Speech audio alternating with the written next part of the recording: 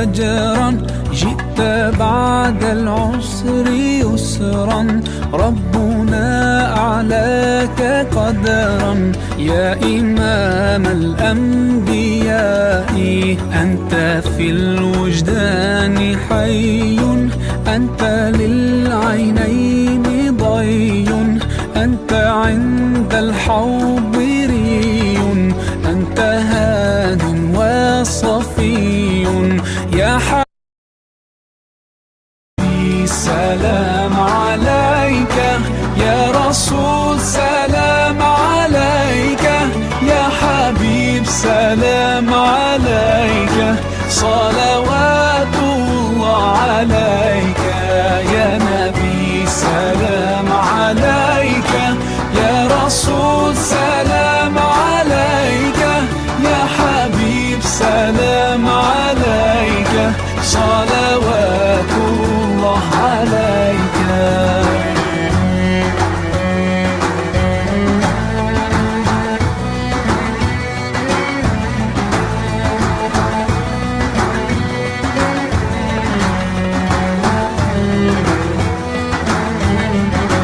يرتوي بالحب قلبي حب خير رسل ربي من به أبصرت دربي يا شفيعي يا رسول الله أيها المختار فينا زادنا الحب حنينا جئتنا بالخير دينا يا ختام المرسلين يا حبيبي يا محمد يا نبي سلام عليك يا رسول سلام عليك يا حبيب سلام عليك صلوات الله عليك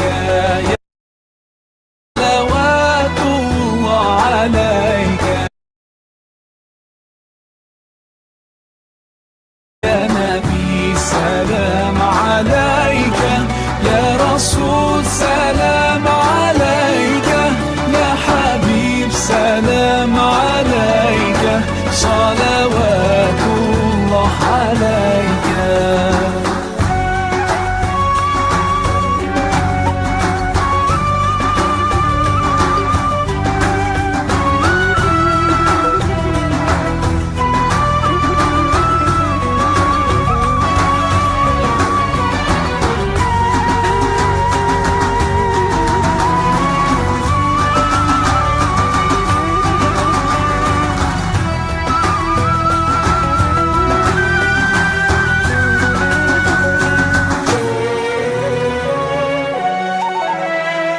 يا نبي سلام عليك يا رسول سلام عليك يا حبيب سلام عليك صلوات الله عليك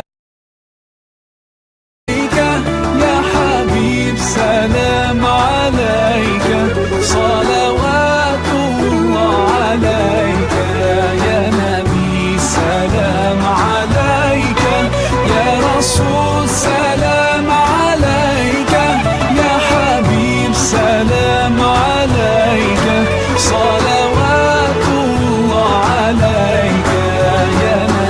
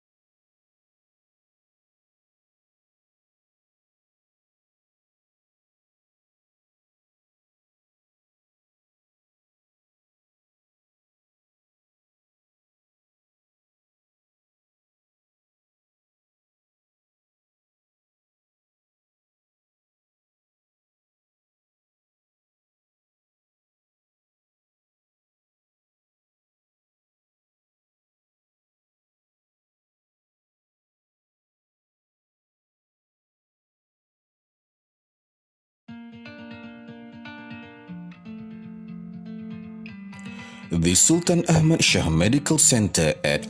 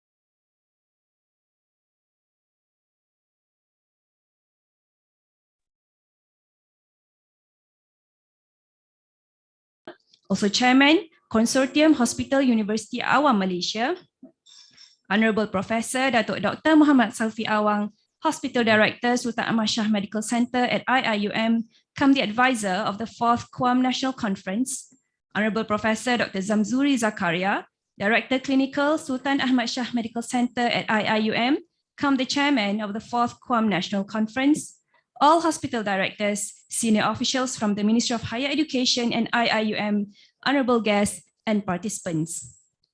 Assalamualaikum warahmatullahi wabarakatuh. We shall begin our opening ceremony today with the national anthem Negaraku and also IIUM anthem. Can all the members of the floor please stand up for the song?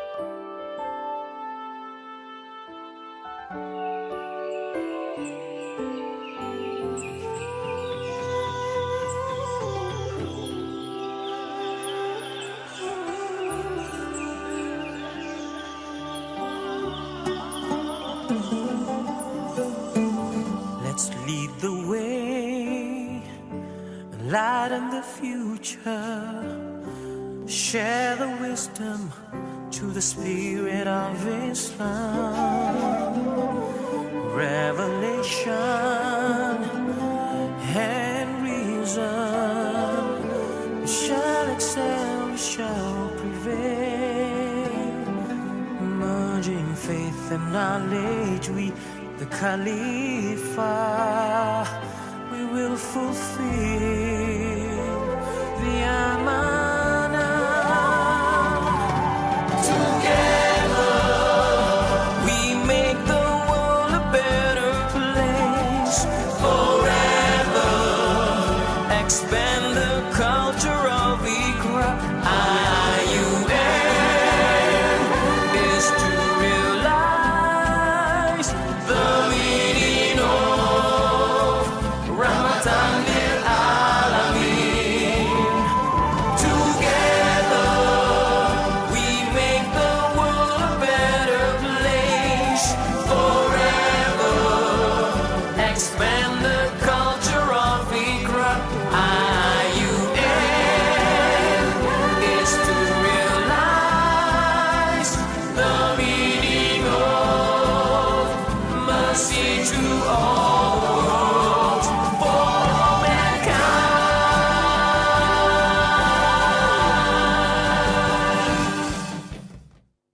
Thank you, and all the audience, please be seated.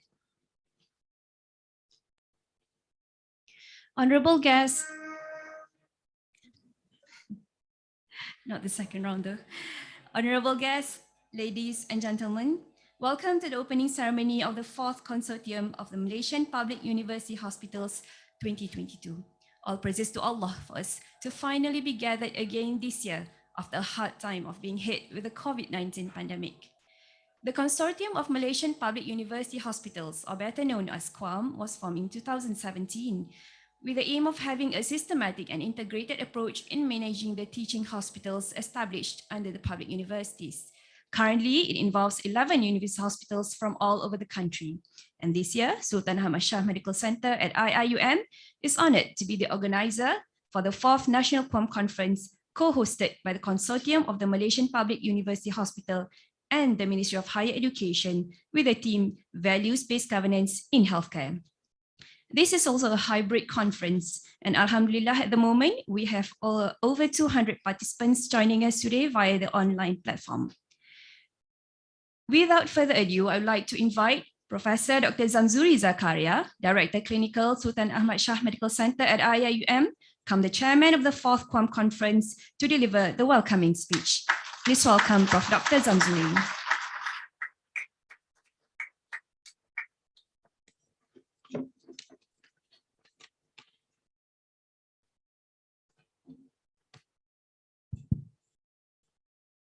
Bismillahirrahmanirrahim. Alhamdulillahirabbil alamin. Assalatu wassalamu ala asyrafil anbiya'i wal mursalin wa ala alihi washabbihi ajma'in. Salam and salawat to our Prophet Muhammad sallallahu alaihi wasallam, his family and companion.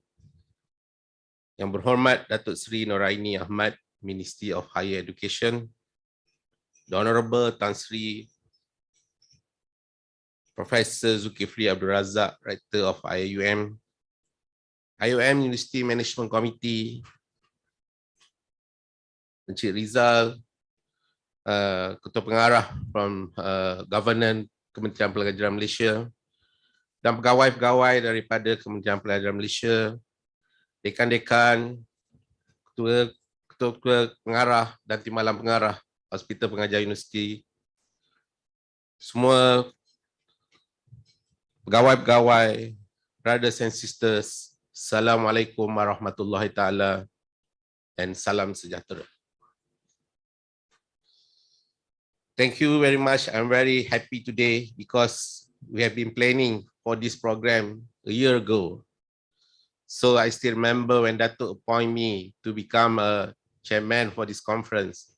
So I think because I got an experience of organizing the conference for my society, for Malaysian Fast Mind Society, either virtual or face-to-face.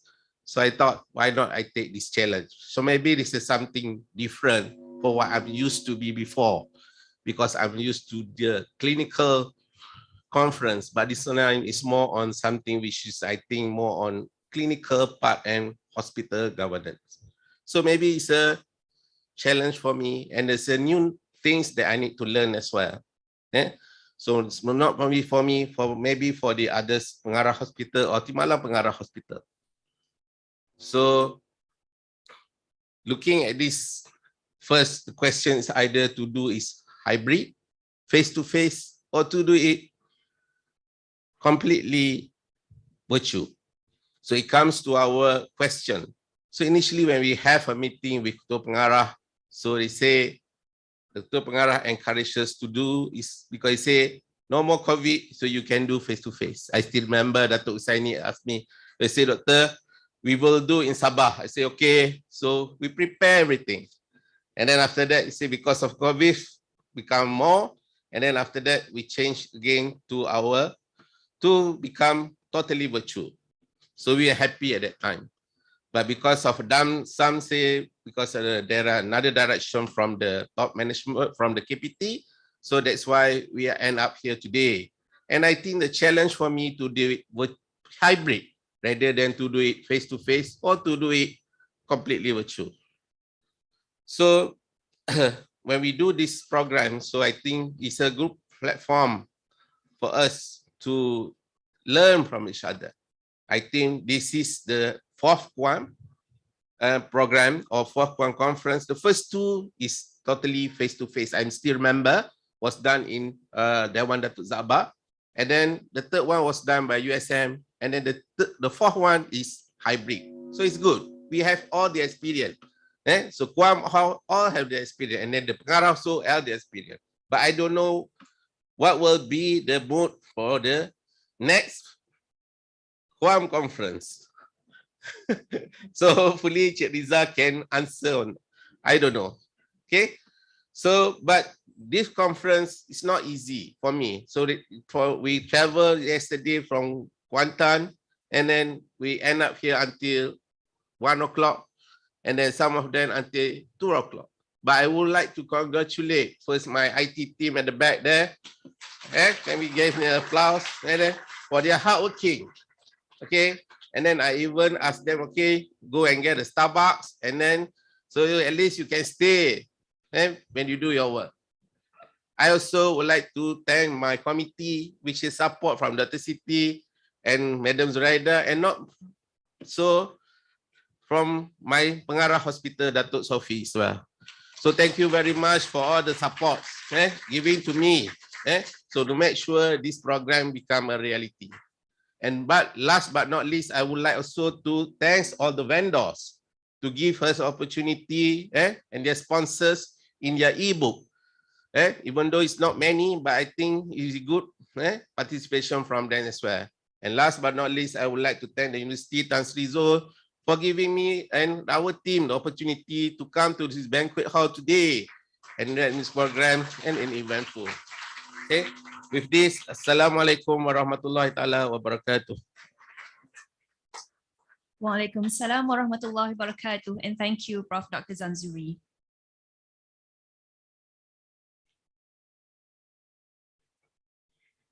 Next, I would like to invite Professor Emeritus Tan Sri Datuk Zulkifli Abdul Razak, Director of IIUM, to deliver his opening remarks. Please welcome Tan Sri.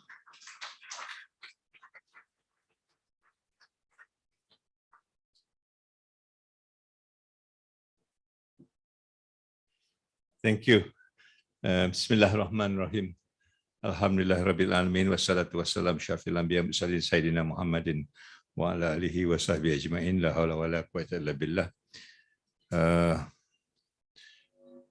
Yang berhormat Datuk Sri Dr. Nurani Ahmad, Minister of Education, yang berbahagia Tuan Ahmad Rizal Adnan, Pengarah Bahagian Governance Kementerian Pengajian Tinggi, Honorable respected University Management Committee members, Honorable Professor Dr. Nazira Hasnan, Director, University Malaya Medical Center and Chairman of the Consortium Hospital University KHUAM Malaysia. My colleagues from IIUM, I don't have to mention their names, Dr. Saufi, Dr. Zam, and everybody else. I think there are too many of them to mention, but we recognize you for all these things.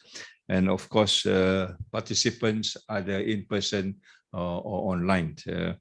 Assalamualaikum warahmatullahi ta'ala wabarakatuh. I must first of all confess this is a very pleasant surprise for me. Coming up together, the hospital into a consortium, which I do not know before. And this, I think, is a fantastic platform, because I would like to admit myself, I've been using Hospital KHUAM, Hospital University. And I would like to say for sure that the Hospital KHUAM has got a fantastic thing to offer. I think they are one of the best hospitals that we can imagine providing care, because I stayed in one hospital for a month when I've got my appendicitis. You know, it got burst, and for 3 days I didn't know about it. And when they come and clean it up, it was a big job, and I had to stay in the hospital for a month. I do really sample the kind of services, the kind of hospitality, the kind of generosity that our public hospital do offer. But unfortunately, we do not have the publicity that we should be having. And I do hope that this consortium will help to better the image in a public way. Compared to the other counterparts, they are good in publicity, but their service may not be as good as ours. So this is our problem in the public sector. Kita punya publicity ni tak berapa bagus. Kerja bagus, publicity tak bagus, and people do not know us. And they always look at public services, including universities, as second class. The first class are the one that charges a lot of money and therefore give all the other frills. We do not charge money because we have no frills to give, but yet the services is fantastic. When I was rolled into the hospital at that particular time, I was taken care by a group of youngsters who make my life very comfortable. And I stayed in the hospital and I told the doctor, I really enjoyed your services. Dia kata, you are the only patient that say you enjoy our services. But this is a fact. This is a fact that we must recognize. In the public sector, we have done well, but we have not advertised ourselves well. So the consortium, Prof. Nazira, maybe you need to have a small section on publicity to tell us them what we have done. From the 4 speakers this morning, I think you have done tremendously well, but nobody knows about this. Among us, we do not know. If I don't attend this meeting today, I don't even know what's happening. Even Dr. Nick hospitalnya belum start pun dia dah boleh bercakap. It's fantastic, So I really hope that we make use of this platform to better ourselves in the public eye, so that we are seen as a genuine contributor of healthcare. And health now is not a small business; it is a big business. And the people who suffered most are the people who do not have access to healthcare. And these are the kampung people, and these are the people who have been there waiting for us to come, but we didn't show up for one reason or the other, and entirely not our problem. This is a thing that I think I want to emphasize, although they have written me some nice speeches, but I'm not going to read it. I took the teguran daripada Dr. Nick, dah saya dah bercakap, dah conclude pun. So dah conclude, tak payah cakap lagi lah. So I just want to kind of summarize some of the things that we need to do together to make healthcare more accessible. The 4 A's that I used for healthcare is, one is sama ada is available. Kalau dia available, is it accessible? Kalau dia accessible, is it affordable? Kalau dia affordable, is it appropriate? You have to ask these 4 questions. Sometimes it is available but not accessible. Sometimes it's accessible but not affordable. Sometimes it's affordable but not appropriate. These are the 4 A's that I think you need to think of when you talk about healthcare. And this is where the kampung people are very, very, marginalized as far as I'm concerned. You talk about electricity, they don't have electricity. So what is it that we talk about the 4IR? You talk about these robots. What does it mean to them? So these are big issues that we need to think of beyond just the clinical setting. You have to also to look at the environment and also the sustainable development, as Prof. Nazira has spoken about. The second issue that I want to highlight is the whole issue of mental health. I think we have just ignored this for a long time. We thought mental health is not an issue, but now mental health has come in a very big way. My reading of the articles that I've got, it will be the next pandemic. Because it's just like the virus, we do not know how to diagnose it. We do not know what are the symptoms. And suddenly we find that people are manifesting with health, mental health around us. And they could be our daughters, could be our son, could be our children, could be our students. Because we are not familiar with it, then suddenly we'll have this pandemic coming in a big way. And we don't have the facilities. I'm sorry to say, when it comes to psychiatric health, public health, they are probably among the worst that is developed compared to the bigger money earner kind of cardiology, nephrology, respiratory. They are all well done and well accepted. But look at mental health, look at public health, look at promotion. We are not there. I know for a fact that Sabah has got the worst mental health case and the worst as far as in terms of preparedness, in terms of mental health. So we need to change the equation around. We need to look at this not in terms of monetary rewards. We need to think in terms of humanitarian reward. How much more that you can give. And I talk about dignity. I really talk about dignity because people must be dignified. Otherwise, they will not come to you. They don't want to come to you in a place where they push to a corner and nobody looks at them after hours and hours. Unless you've got a Tan Sri in your name, then they will take you. If you don't have a Tan Sri in your name, they will leave you at the corner for ages. And this is not how healthcare should work, because healthcare is about humanity. It's not about anything else. The worse it becomes, the more they should be attended to. And normally these are the cases for people outside. So I want to really bring this back and say, look, public health, promotional health, and preventive care, I think must be put in a pedestal that is equivalent to everything else, so that people can also have this. And the discussion again that I was reading, that now perhaps because of the pandemic, we need to go back to home care, because most of them will not be able to travel to the hospital, no matter how good the hospital is. Question of mobility, question of now finances, many things. Then I think they must be now going back to just like what it was in the 50s, that we go and visit them in their home, but in a different way, in an organized way, that when we visit the home, you take care of every part of the healthcare.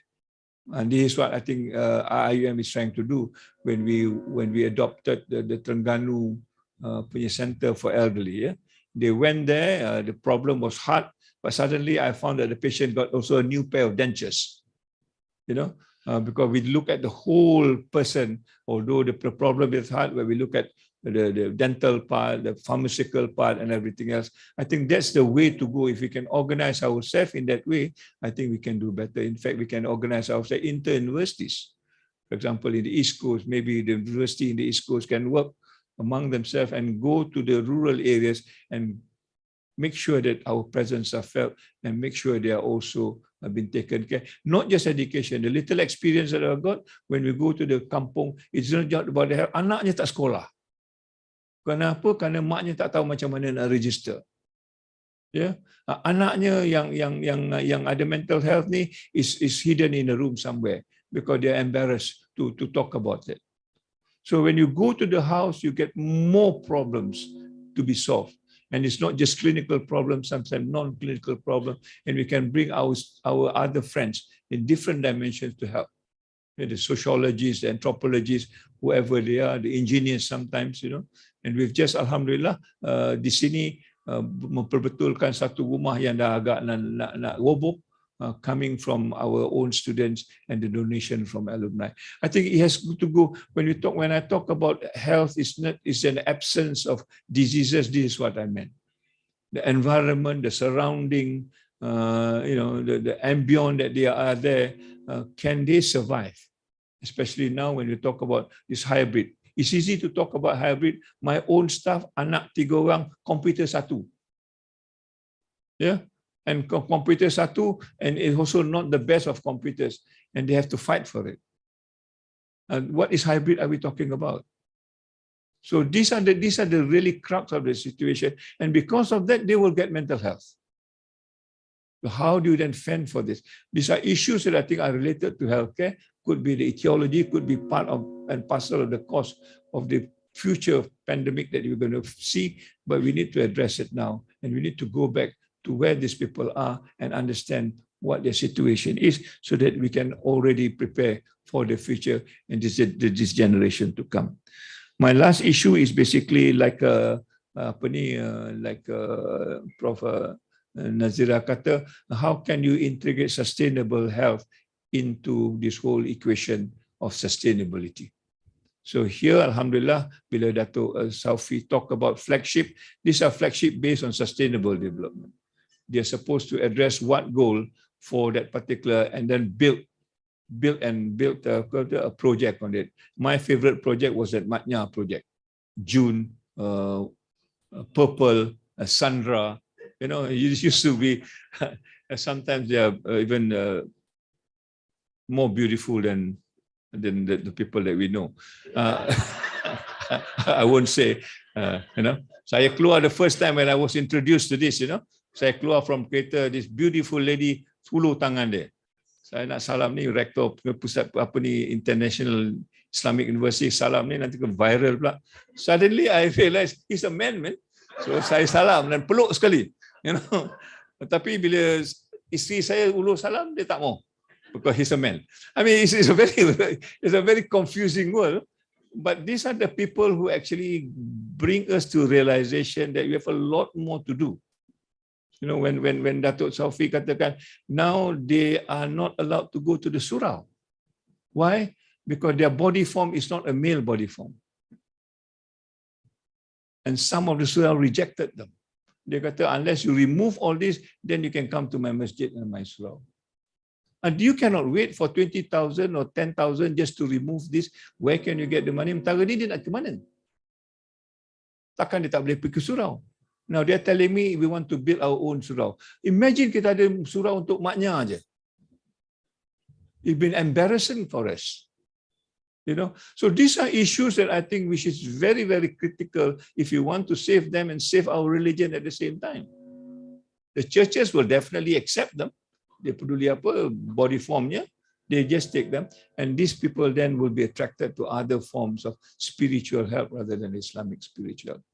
Brothers and sisters, these are big issues. Although we talk about just values, governance, hospital, but beyond that, we have got other things to do when it comes to health. We talk about health of the absence of disease. It thought diseases, that's okay. I mean, this is quite something nature. But the absence of diseases, the ambient, the whole mental ambit, the keluarga and so on and so forth, there are a lot more to do. And I really hope this consortium will prosper and becomes a platform for us to talk about how we can solve this problem. Yeah. We have created something wonderful. Let's sustain it. We will help you. Inshallah, we means I am not myself alone. I am because our colleagues here are all ready for this. For the last 1.5 years, this is what we've been talking about. How do you bring back the university to the community? The question that I asked, how does Sungai Pusu punya kampung benefit from this university? How does orang asli punya community benefit from the university? How do kampung Sungai Ula benefit from Kuantan? I know there are 800 refugees there. Yeah. Do we say they are different, we are different? I think that's not it. We need to be part of them.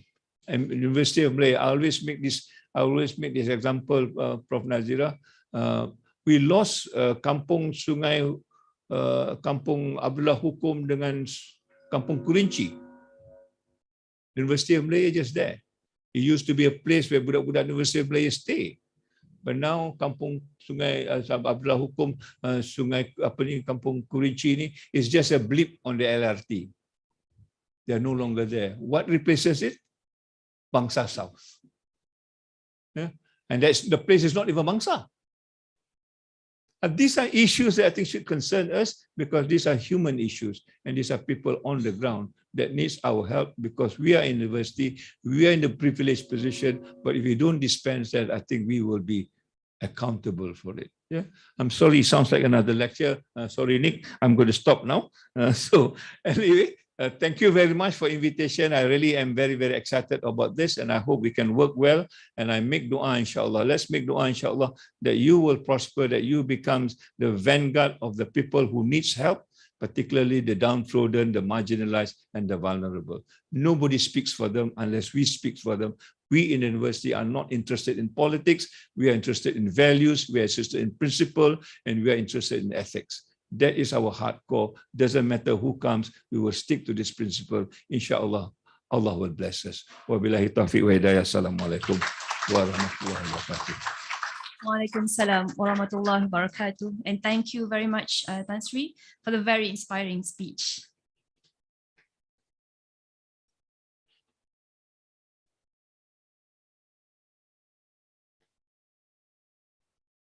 So inshallah, moving on to our next agenda, which will be the launching speech by our very own Minister of Higher Education, Yang Berhormat Datuk Sri Dr. Noraini binti Ahmad.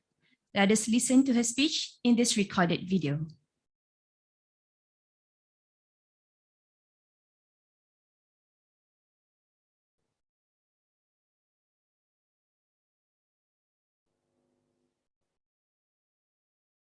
Bismillahirrahmanirrahim. Assalamualaikum warahmatullahi wabarakatuh and a very good morning. Tan Sri Dr. Muhammad Daud Bakar, President of the International Islamic University of Malaysia, Professor Datuk Dr. Husaini Umar, Director General of the Department of Higher Education, Professor Tan Sri Datuk Zulkifli Abdul Razak, Rector of IIUM, University's Management Committee, participants of the 4th National Conference of the Academic Medical Center, university representatives, lecturers, staff, students, members of the media. ladies and gentlemen. It gives me great pleasure to welcome everyone to the 4th National Conference of the Academic Medical Center 2022. And I would like to take this opportunity to thank and congratulate the organizing committee of KHUAM, the Sultan Ahmad Shah Medical Center, and the Consortium of Malaysian Public University Hospitals for organizing this conference. I have been informed that the theme of this year's conference is values-based governance in healthcare. Good governance, in practical terms, is about value-based governance. It involves the participation of people, rule of law in administration, transparency in decision-making, the responsiveness of the public officials, accountability in actions, and more. Taking into account the importance of values to reach the high standards of quality services to the community, values-based governance helps to boost hospitals' image and improve services. This, in turn, will bring a positive impact to the healthcare industry. The COVID-19 pandemic has brought a lot of challenges to all sectors around the world, and the higher education, as well as the healthcare sector, is not an exception. The pandemic is an exemplary context of why values-based governance is important. It is hoped that this conference will increase the understanding of the best approaches to improve current practices. Ladies and gentlemen, the Ministry of Higher Education is continuously working on what we call the quadruple helix concept. This concept refers to the engagement between academia, the government, industries, and communities to ensure that teaching and learning, research, as well as community-based service tie in with one another to improve the well-being of society. I am certain that this conference supports the vision of the ministry and will positively affect the higher education and the health industry in our country. Before I conclude, I would like to thank all the speakers for contributing to this conference, and I hope everyone will have fruitful discussions. On that note, I hereby launch the 4th National Conference of the Academic Medical Center 2022. Thank you very much.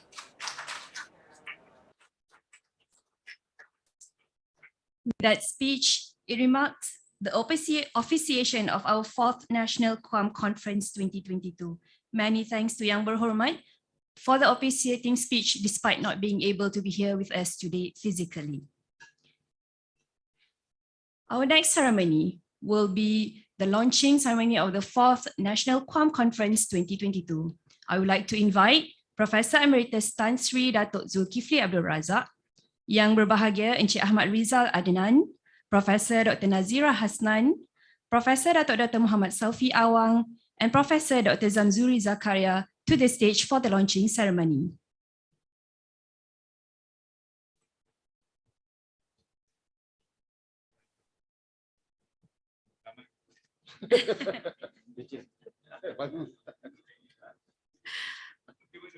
Yes, as expected, I now invite Professor Emeritus Tan Sri Datuk Zulkifli to press the button to launch the 4th KHUAM National Conference, followed by a montage video for all the guests.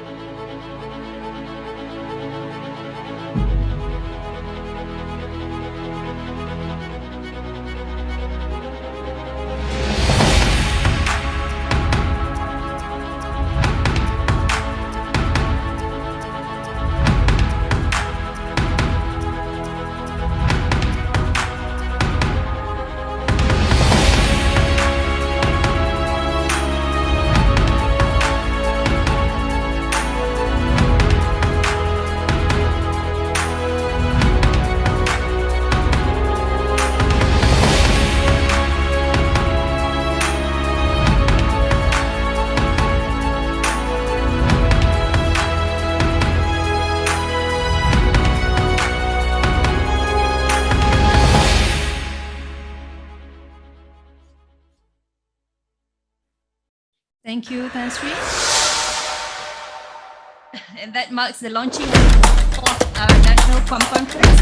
All honourable guests, can you please remain on stage? We have two more ceremony.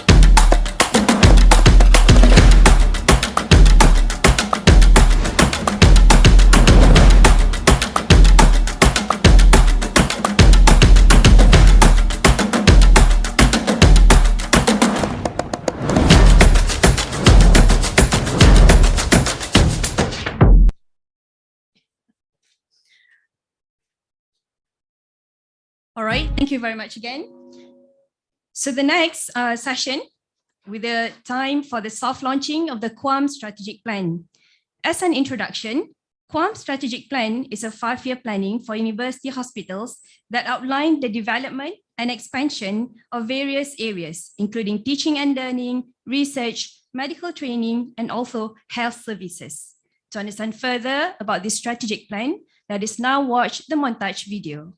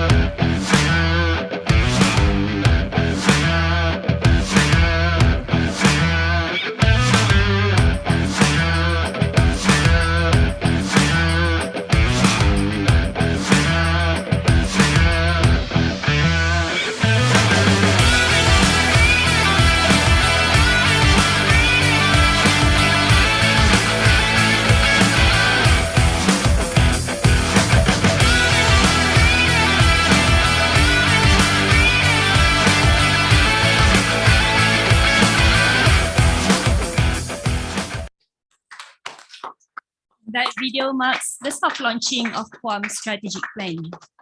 Our last ceremony of the day will be handing of the accreditation plaque and certification of baby-friendly hospital to Sultan Ahmad Shah Medical Center at IIUM. As an introduction, the activities of BFHI towards the accreditation is under one of the IIUM flagship program, namely the Sejahtera Family Flagship, which is also responsible for the development of the first Sharia-compliant milk bank, the Halimatus Sa'diah Mother's Milk Center. The activities began as early as 2018 with the aim that all babies delivered at SASMAC at IIUM are fed by the ever-nutritious mother's milk.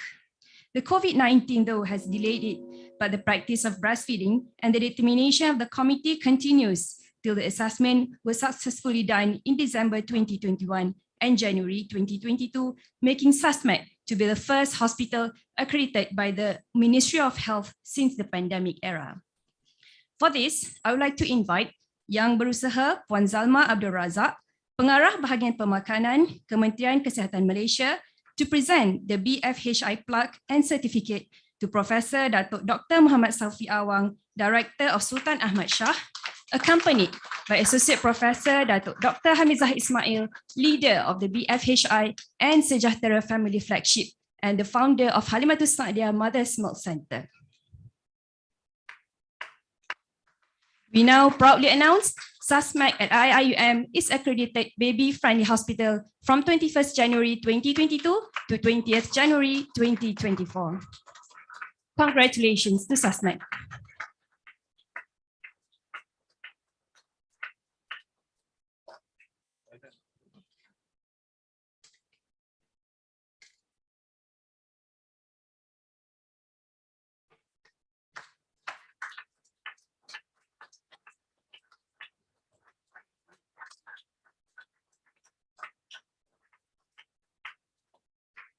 Thank you, Puan Zalma. And also Associate Professor Datuk Hamizah, congratulations to SASMAT for the achievement. And lastly, before we end our ceremony today, I would like to invite Professor Emeritus Tan Sri Datuk Zulkifli Abdul Razak to present a token of appreciation to Yang Berbahagia Tuan Ahmad Rizal Adnan, Pengarah Bahagian Governance, Kementerian Pengajian Tinggi.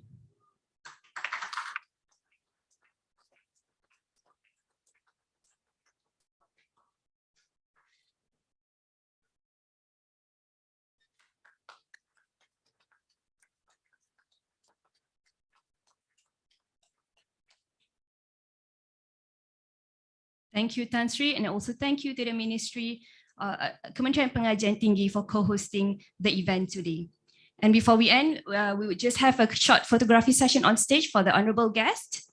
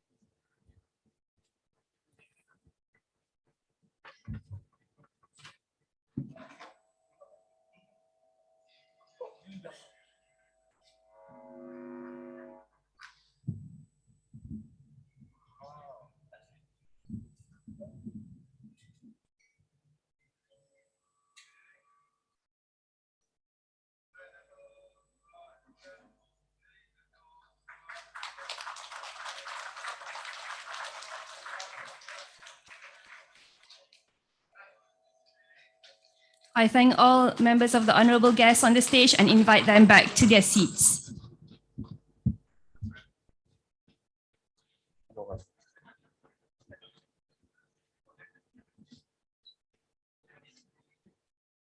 And this ends our opening ceremony for the 4th KHUAM Conference 2022. Thank you all the honorable guests for your presence, and to all participants, I wish you a great meeting ahead today and tomorrow, inshallah.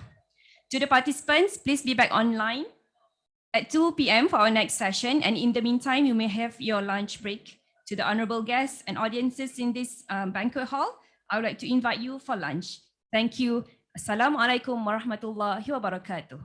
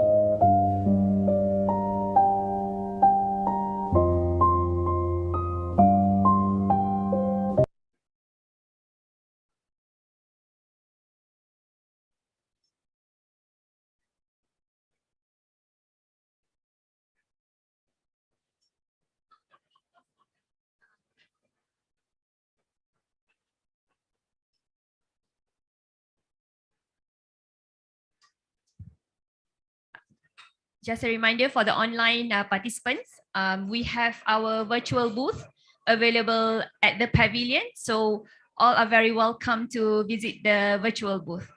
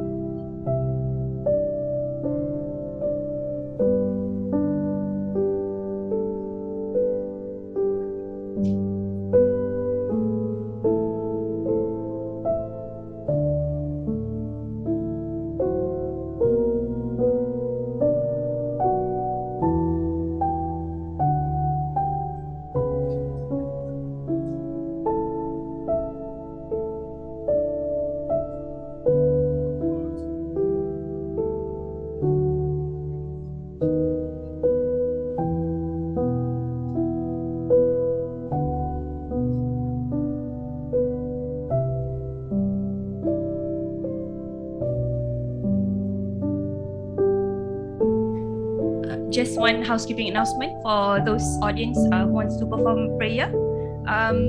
You can go down to level 2 and go out of the door, and it will make access to the mosque next to this building.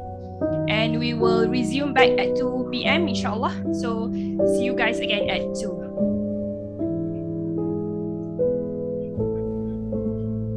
Oh, okay. We'll get the security. If the door is closed, we will make sure someone from the security to makes it remain open.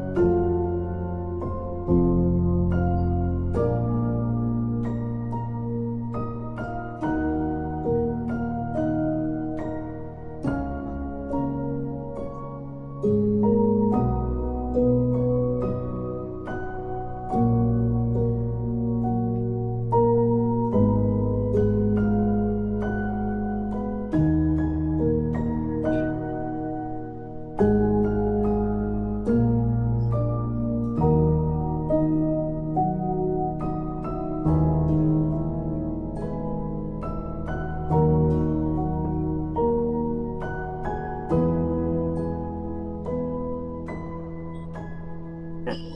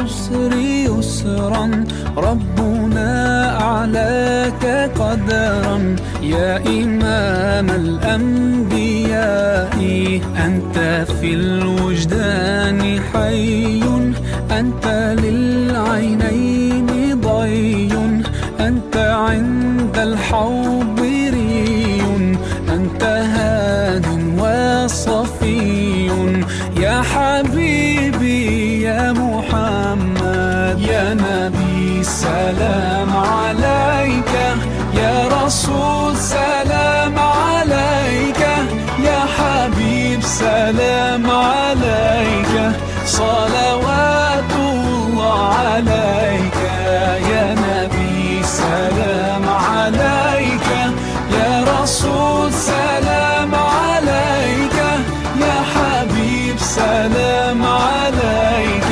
صلوات الله عليك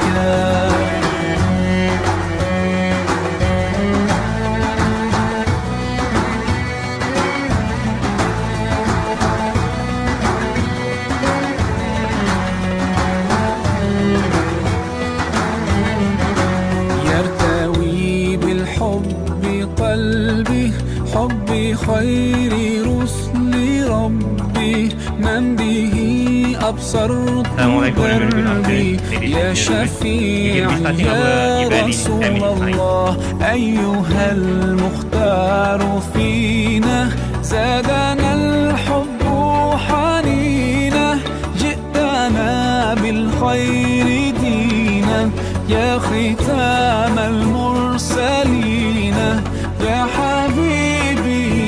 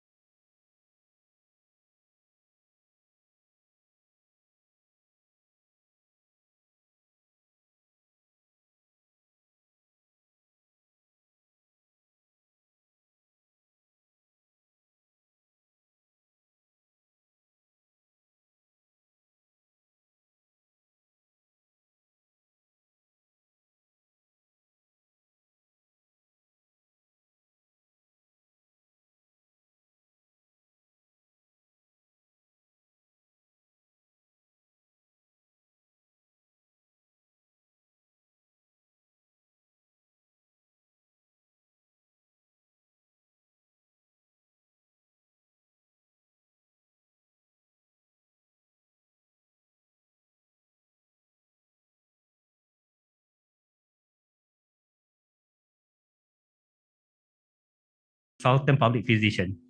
He is currently working with Management and Science University. He was formerly the Deputy Director General of Health of the Ministry of Health and retired in June 2020. However, he was re-employed again for the same post to help the government to manage the COVID-19 pandemic. The public and the media know him as the COVID-19 War General. He graduated as a medical doctor and possesses Masters in Health Planning and PhD in Public Health, subspecializing in health management, health economics, and health financing. He has written more than 70 publications and 150 presentations, locally and internationally. Professor Dr. Haji Rohaizat bin Haji Yun is a member of Malaysian Medical Association, Academy of Medicine of Malaysia, and Malaysia Institute of Management. He is also a member of Board of Directors of Avisera Healthcare Group, advisor to Ali Health Sinar Berhad, subsidiary to BP Healthcare, and editorial advisory board of Info Magazine since the year of 2014.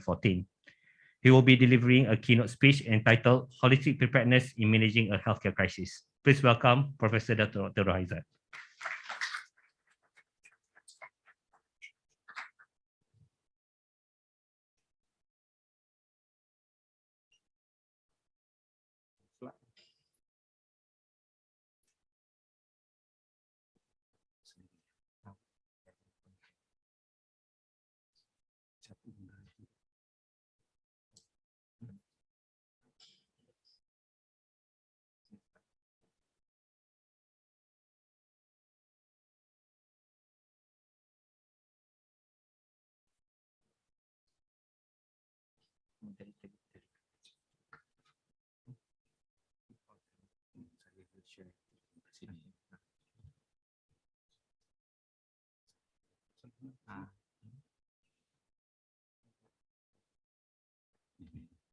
Saya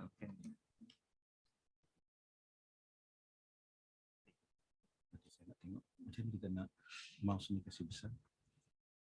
Kasih besar sikit mouse. Mouse kasih besar tak boleh. Tak boleh. Bagi tak boleh. Dia tak nampak. Okay. Thank you, Mr. Moderator. Bismillahirrahmanirrahim. Assalamualaikum warahmatullahi wabarakatuh. Selamat petang, salam sejahtera, and a very good afternoon to all present physically and virtually. Yang berbahagia Profesor Emeritus Tan Sri Datuk Zulkifli Abdul Razak, Rector International Islamic University, Malaysia, KHUAM, and also Yang Baga Professor Dr. Nazira Hassan, my friend, Director Hospital PPUM, also the Chairman of the Consortium Hospital University Awam Malaysia, Yang Baga Professor Dr. Muhammad Salfi Awang, Hospital Director Sultan Ahmad Shah Medical Center, and also KHUAM Advisor of 4th KHUAM International Conference, Yang Baga Professor Dr. Zamzuri Zakaria, Director Clinical Chairman 4th KHUAM National Conference, senior officials from the Ministry of Higher Education, and also I noticed just now Ministry of Health too, and also senior officers from the KHUAM, all hospital directors, all professors, associate professors, pensyarah kanan, pensyarah kiri, ya, pakar perunding kanan, pakar perunding kiri, all learned speakers and panelists, honorable guests and participants, Tan Sri, Puan Sri, Datuk Sri, Datin Sri, Datuk Datin Tuan Puan, ladies and gentlemen, I'd like to congratulate KHUAM for organizing this 4th KHUAM National Conference, and also would like to congratulate the hospital who received the Hospital Rakan Bayi. And thank you to KHUAM KHUAM Secretariat for again this year. Thank you again this year for inviting me to share my little experience on certain topic. And this year again, although I have retired from the government, and today I was invited to share my experience on the holistic preparedness in managing a health crisis and the Malaysian experience. So I hope our friend out there, our virtual participant would be able to see this slide. So I hope the mouse is able to guide you, because I'm going to make it quite quickly and guide you. So virtual participant can see the mouse, although if I use this physical mouse, physical pointer, only maybe the physical audience will be able to see, right?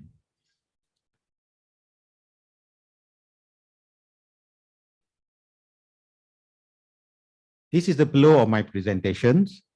What is crisis? Number one. And number two, crisis management and damage control. Crisis management and damage control. What are the objectives, the principles, and then we look at Malaysian experience. There are many crises and various types of crisis in Malaysia.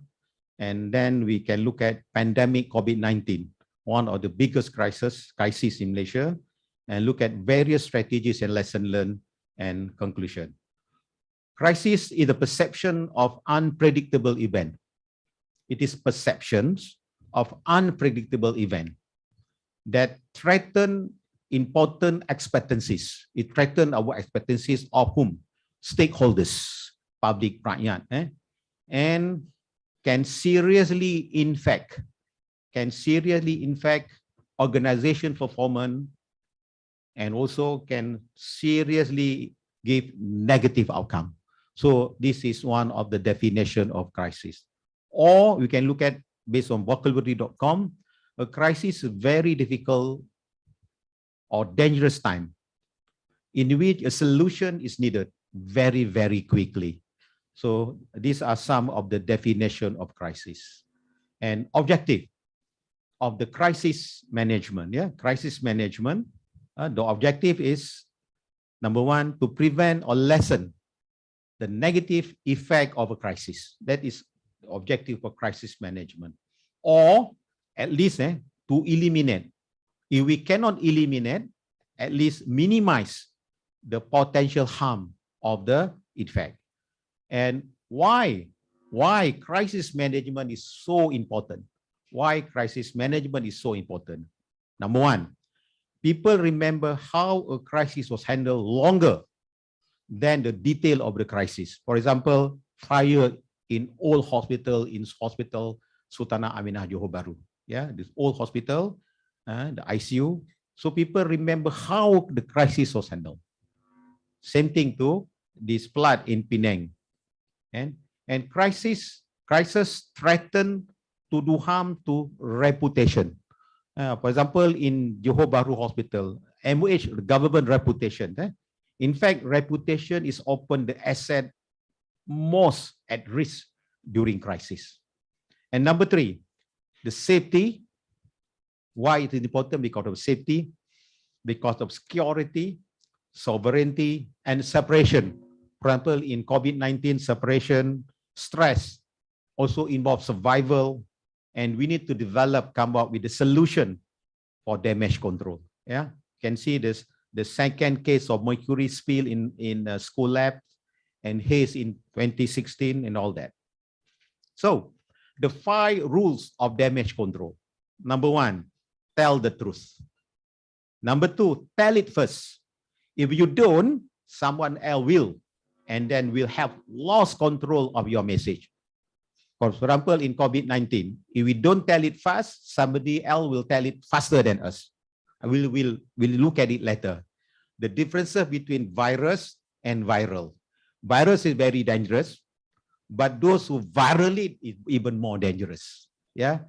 Okay. Number 3, tell it all, or tell as much as you can. There are legal and legitimate reasons for withholding some details, and privacy issues must be considered. Some of the detail you cannot issue because we know from privacy. So, for example, we look at the COVID-19, you can see some of the detail we don't tell. You can see cluster Bah Manggis, Bah Bengkalan, Bah. You know why Bah? From Sabah.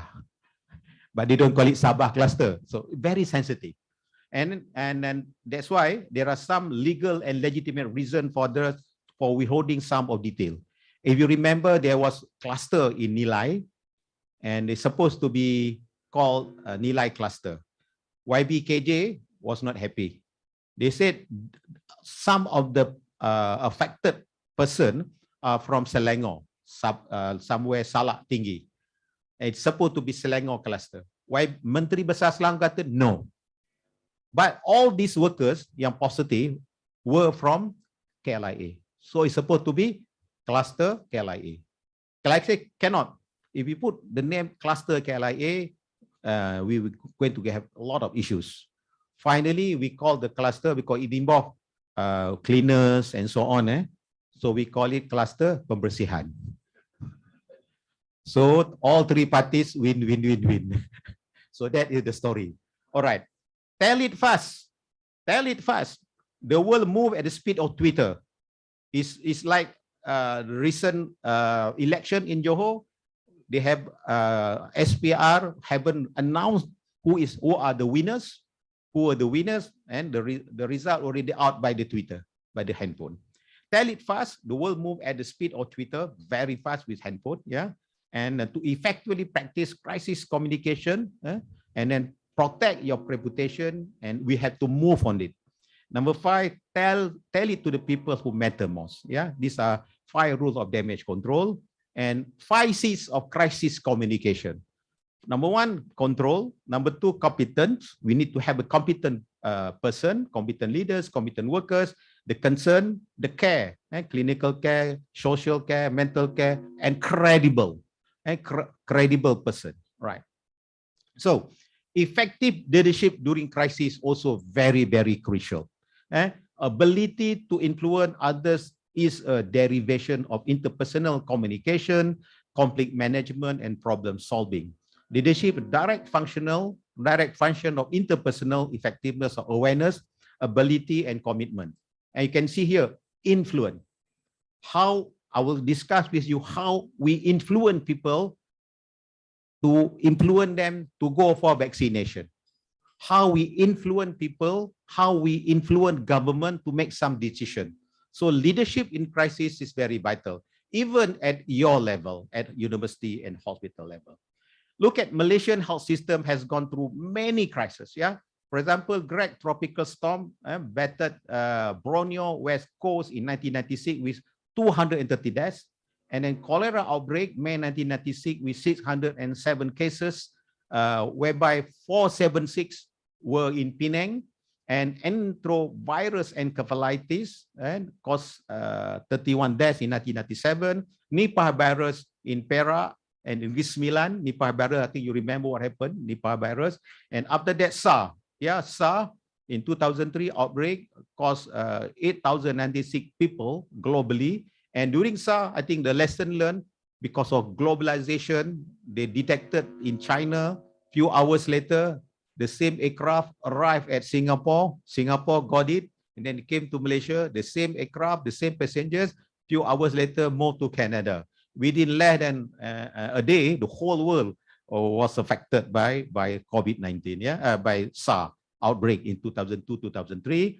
And you remember H1N1 pandemic in 2009 recorded more than 90 deaths. And a Genting Highland bus crash in 21st August 2013 with 37 passengers killed, and flood disasters, especially in East Coast, affecting several MOH hospitals and clinics in 6 states, and affect 200,000 people with 21 casualties. And also MERS-CoV, yeah, MERS-CoV in 2018. And don't forget, we got many more here. Zika virus in 2015, 2016, and Kuantan here, Kuantan in UIA in Kuantan, bauxite mining disaster due to illegal bauxite mining activities, and then turning the environment red with bauxite, bauxite particle with health hazard in 2015-16, and fire at Sultanah Aminah Hospital, you remember that, and again hand, foot and mouth disease, and then haze crisis 2019 affect 1.7 million students, and Kim river toxic in Johor. Kim River Toxic in Johor, whereby in 2019 it affect 5,000 students, particularly the students and children, and affect 111 school in Pasir Gudang. And after that, Kuala Kok measles, another crisis, and the recent one is COVID-19 crisis. Yeah, and Kuala Krai, if you remember how we manage Kuala Krai crisis, can see these people here on the roof, and then the hospital. The equipment are damaged. We had to send patient via boat, via ferry, and this was the condition before the flood, and this is during the flood.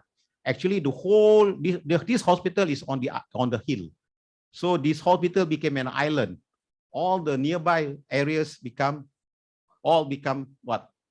Ocean, and those who live here in this hospital are not doctors, nurses, hospital staff, but they are patient, staff hospital, patient, plus all people at the vicinity of the hospital, they come here for shelter. So this is very, very critical, yeah. Because you know what? I tell you the story. This hospital to cater only for patients. When everybody come to the hospital for shelter, where are we going to get food?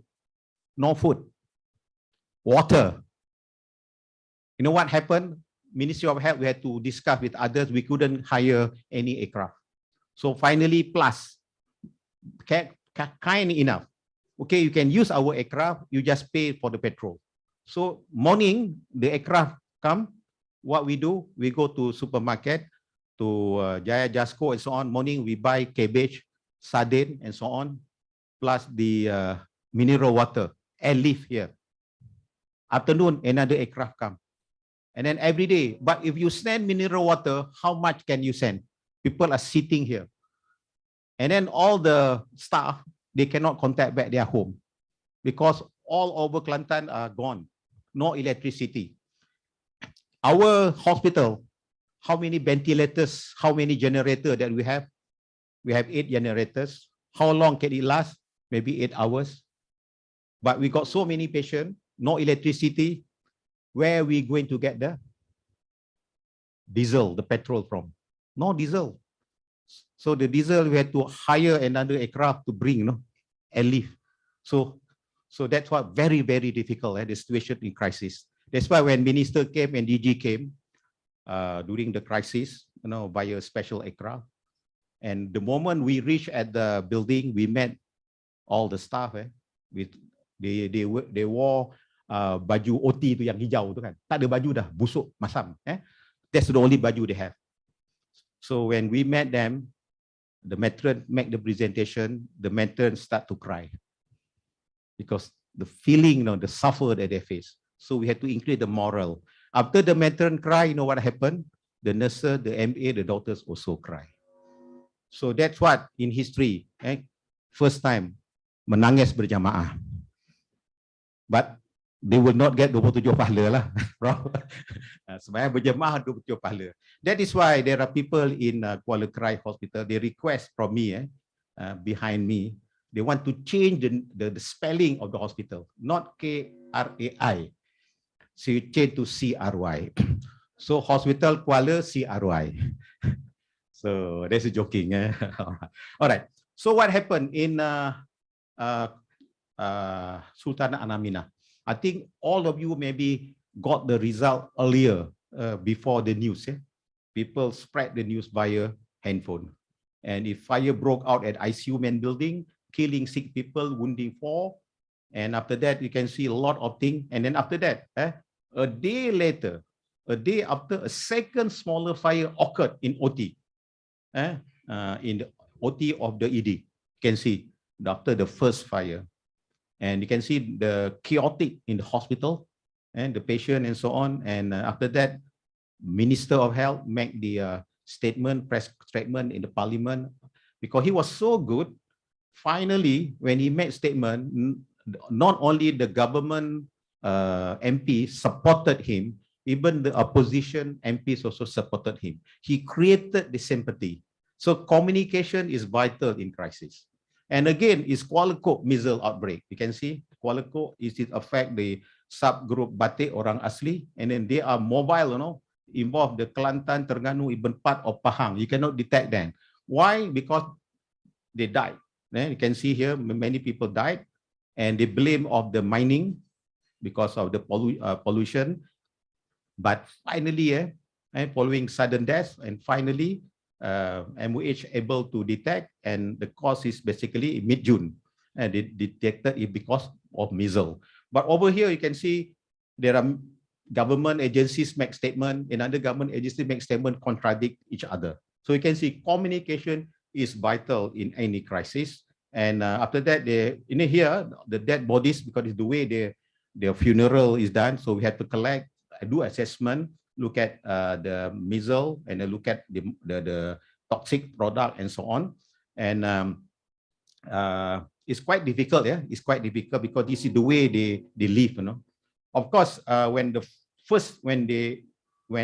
sudden death, we send our team, the forensic team, with full attire, because we don't know. Initial investigation shows the virus was novel virus. They don't know what kind of novel virus. So we informed Deputy Prime Minister at that time, Datuk Sri Dr. Wan Azizah, you must go there carefully with mask. We do not know what it is. So communication is very vital because we do not know. So initially, everybody go like pesta, go to that place. After that, we inform, no, condone that area. We do not know what are the things. Bukan hantu, bukan setan lah. Because people macam-macam lah. But after that, we condone only certain people can go with proper attire. Finally, we detected it was due to measles. Thank God, But and then we increased the immunization program. Again, Sungai King pollution. You can see 111 school affected. This in Johor, and very bad water here. You can see many students were affected. We had to create temporary hospitals, and cleaning was done by contractor, but contractor cannot manage. Finally, they got Malaysian armed forces, hazmat, police, and others to help. In this context, it had to be coordinated with everybody. It cannot be alone, So that's the lesson learned. And pandemic COVID-19, that's another disaster. This is another crisis. I think all of you know that this is the COVID-19 virus. What is the size of the virus? It is 60 to 80 nanometer. What is 60 to 80 nanometer? Tak faham. No, it's okay. You take your hair, one hair. Take your one hair, you slice your one hair.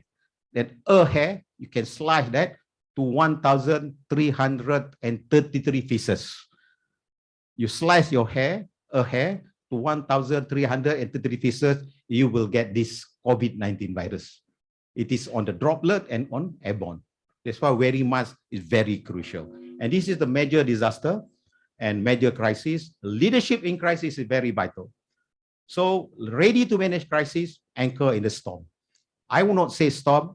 I would say that is tsunami. Yeah, and shifting of the government, 23rd February, Pakatan Harapan lost the government, and then new government was only formed on 10th of March, and Malaysia was without any cabinet minister. Imagine, lucky during Pakatan Harapan, decision was made. 4 persons can make statement during Pakatan Harapan: Prime Minister, Deputy Prime Minister, Minister of Health, and DG of Health. So during this period, from 25th to 9th of March, 3 people were not there. So only left DG of Health. So DG of Health had to coordinate with everybody making decision. This is very, very painful. It is very, very difficult. Of course, on the 10th of March, new cabinet was formed. And you can see, this is what reported by This Week in Asia. The solid governance, a firm foundation is important in managing crisis. The stability of Ministry of Health. How will the ministry fight the coronavirus with no health minister amid political turmoil? It was reported that the stability and skill within its Ministry of Health is one factor, as well as a tightly knit professional core that remain relatively independent of politics. System capacity, institutional memory, and leadership remain within the technocracy of Ministry of Health within the 10 days period. It's very, very painful, but I think we have to work extraordinary. And coordinated response is very crucial in any crisis, coordinated by National Security Council. Before that, National Security Council was not there. It was managed by NATMA. Right? It was managed by NATMA, an agency bencana. After that, we persuaded, I think this is not the level of NATMA. This is the level of MKN. And finally, MKN was established. Of course, within MOH, we have many crisis preparedness and response center be established. So coordinated response is very crucial. You look at what happened in Kuala Lumpur and also Sungai Kim, some people make statement, another minister make statement, another government civil servant make statement. It's not coordinated. Prediction versus reality is very important. In this context, we have to do the prediction, because we want to predict what's going to happen, and then do the preparation. And you can see here, we do the prediction, and what will happen if people do not follow SOP, cases will go up by August 21. But in reality, yes, it became. And you can see this prediction, we won a lot of award. So in any crisis, there's always opportunity, And after that, became reality, many cases. And then we had to, in crisis, we must expect for the worst. Seen in Klang Valley, overwhelming of patients. And not only that, during COVID-19, we have to manage the flood. Flood plus COVID-19 is very good place for COVID to spread. Congestion. So this is very critical. And in managing crisis, always in the Ministry of Health or in other setup, 4 things that we need to look at. Number 1, clinical care for COVID patient. Very important. Clinical care for COVID. Protect healthcare workers. Services continuity for non-COVID. In managing COVID, non-COVID must not be left out. Like in some countries, they have to discharge non-COVID patient to accommodate COVID cases. Finally, the non-COVID die at home. And number 4, very important, health industry. So at least 4 strategies must be looked at. COVID cases, protect healthcare workers. Healthcare workers must have adequate PPE, must adequate attire and so on, and treatment for non-COVID and also health industry. And preparation, very important. As soon as 2019, they informed us the COVID pandemic, and we already started develop 56 hospitals and then 6 lab. But at the end of 2020, we have 62 lab and many bed. In 2021, more bed, more lab, more ICUs. So preparation is very crucial in managing COVID, in managing any crisis. And it is dichotomy. In crisis, it's always dichotomy between health and economy. And remember, viruses adapt faster than human. And people still cannot adapt with this mask. And sometimes they wear mask, they cover the chin. So good that the chin will not get COVID, the nose will get COVID. And then sometimes we say, no shake hand, no fist bump, but people still do shake hand and fist bump. The only bump allowed by MKN is what? tiger balm. Yeah. Again, here, working together is very vital with other agencies. Working together in crisis is very important with public, private universities, and so on. Example here, MSU, they provide the vaccination program, outsourcing of patient from government to MSU Medical Center, and then partnership for COVID illustration program, and role of other agencies.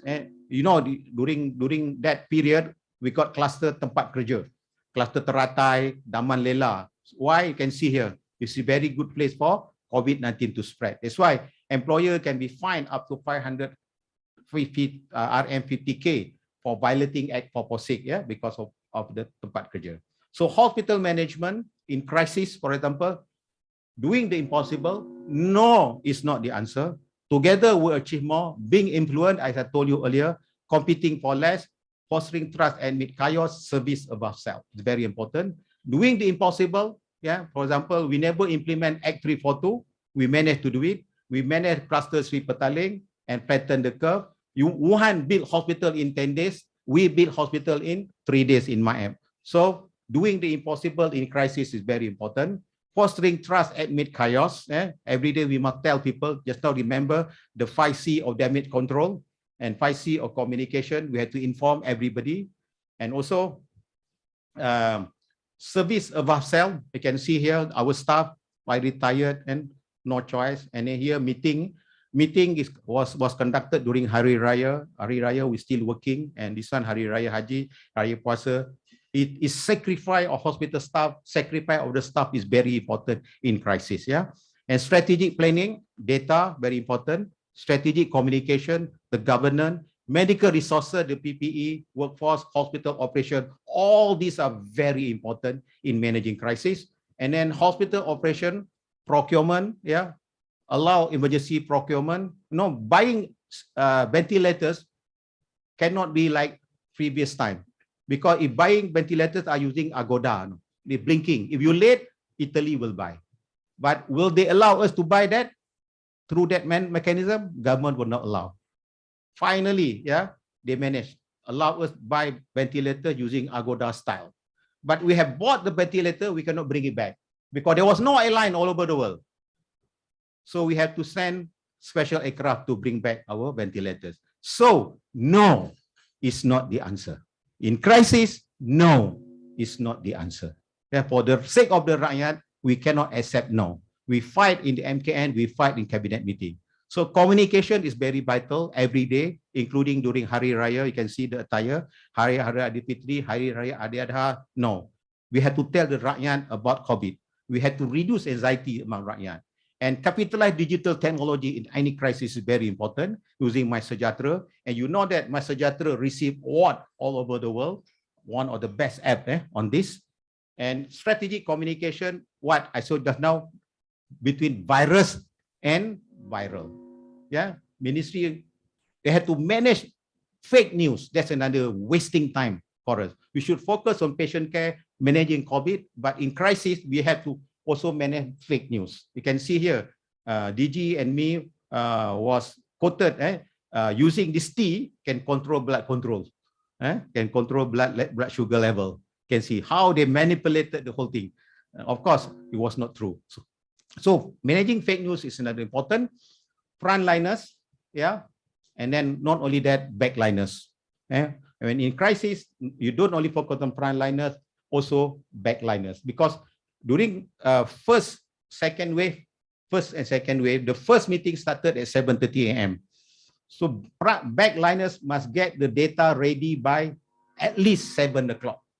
So they cannot sleep, I don't know. But 7 o'clock, data must be ready by 7:30. That was the first meeting. Second meeting at 8 something. 9:30 is meeting with MKN chaired by Prime Minister. So equally important, frontliners and backliners in any crisis. Again, influence others. Influence others is very important in decision. Just now we influence others, meaning government managed to influence cabinet.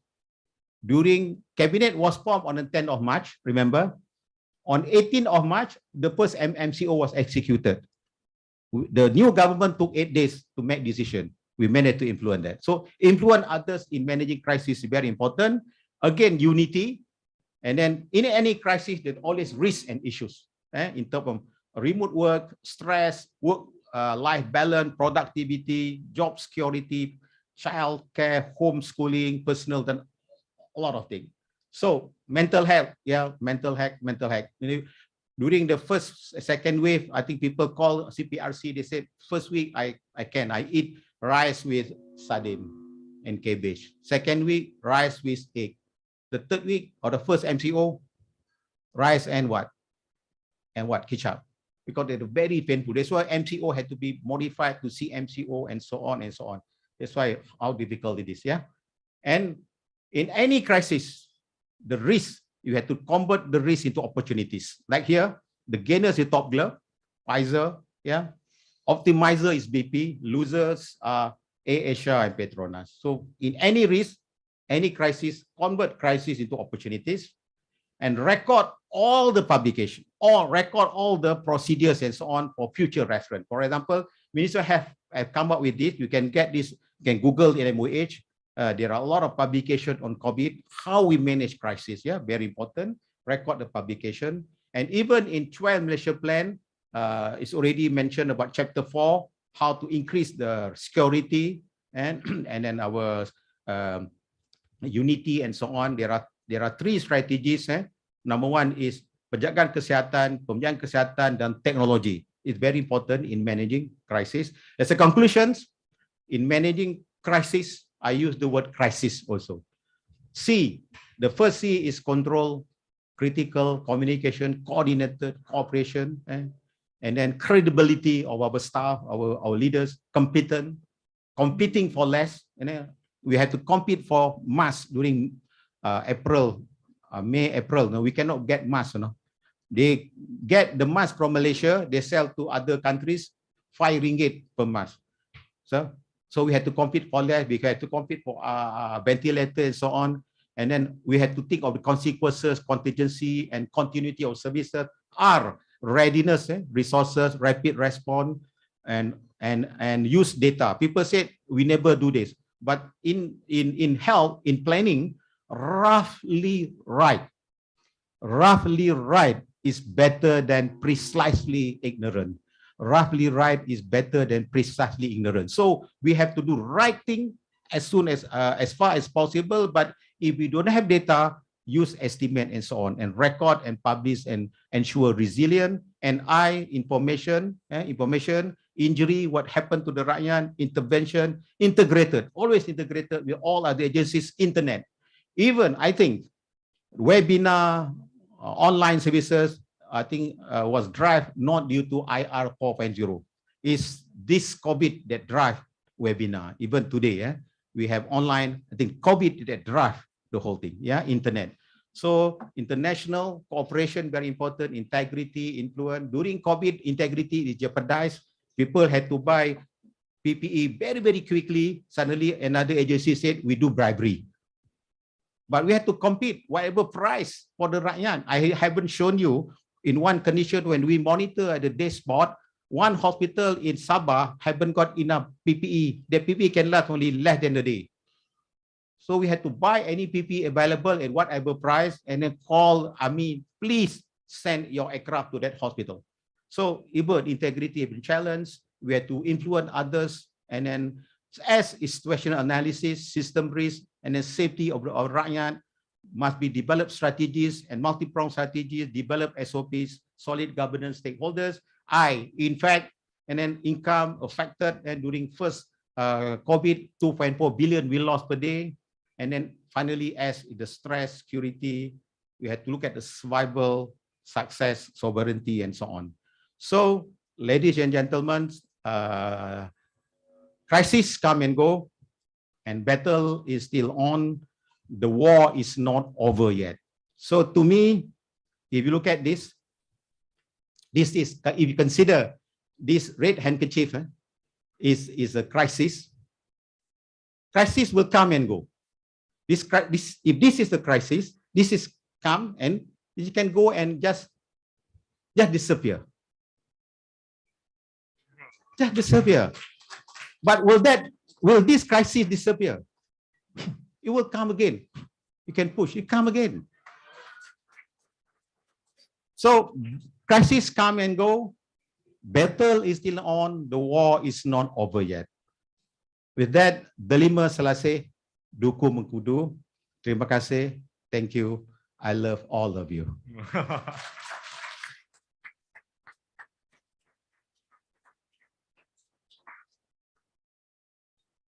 Thank you, Prof. Dr. Rohaizat, for the excellent keynote. I think all of us can learn a little bit of too in managing the crisis. I'm very interested where the part where Dato mentioned regarding communication.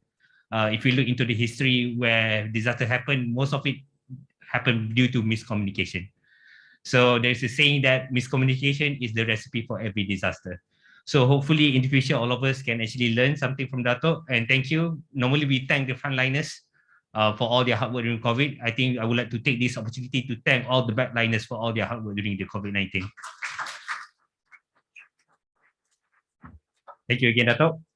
So for our next session, we will moving on to the plenary session number 2, entitled Bridging Technologies and the Human Touch, the Role of Telemedicine, Web-Based Online Teaching in Medicine, which will be delivered by Professor Dr. Jamaluddin Abdul Rahman. This session will be moderated by Professor Dr. Muhammad Basri bin Matno. Professor Dr. Muhammad Basri bin Matno is a senior lecturer at the Department of Anesthesiology and Intensive Care, KHUAM of Medicine, International Islamic University of Malaysia. He is also a senior consultant in intensive care and head of intensive care at Sultan Ahmad Shah Medical Center. He is one of the pioneers in intensive care medicine specialists in the country and has been elected as president of the Malaysian Society of Intensive Care since the year of 2017. He obtained his medical degree from Royal College of Surgeons Ireland and National University of Ireland, Dublin in 1990. He obtained his master's in medicine and anesthesiology from the University of Malaya in 1998, and then pursued his subspecialty training in intensive care medicine for 4 years in Australia. After serving Hospital Kuala Lumpur for 2 years as specialist, he joined KHUAM in 2000. He is one of the writing committee members for National ICU Protocol and expert panel for National ICU Antimicrobial Guidelines. Currently, he is the head of research and innovation of KHUAM Kuliah of Medicine. His research area includes sepsis biomarkers, nutrition in critically ill, and medical ventilation in